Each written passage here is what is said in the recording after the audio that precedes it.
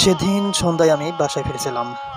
রাস্তার কোণে এক মানুষকে দেখলাম, পায়ে ছেঁড়া জোটা, চোখে ক্লান্তি, মুখে একরকম হাসি। আমি দাঁড়ালাম, জিজ্ঞেস করলাম, চাচা কিছু লাগবে?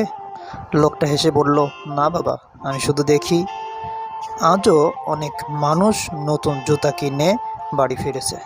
আমি অবাক হয়ে তাকালাম। লোকটা বলল, আমার নিজের জুতার দোকান ছিল, ও অনেক মানুষ আজ আমার পায়ে এই ছেঁড়া জুতা। জীবন একদিন উল্টে গেল। তার চোখে জল ছিল না, কিন্তু সেই হাসি বুকটা কেঁপে উঠল।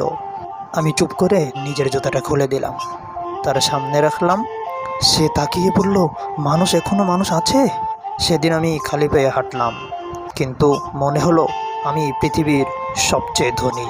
এই কাহিনী থেকে যেটা শিক্ষা নিও সেটা হচ্ছে আপনার মানুষ সবসময় একই রকম থাকে না। সময়ের পরিবর্তনে মানুষ পরিবর্তন হয়। কখনো কখনো ধনী গরিব হয়, গরিব ধনী হয়।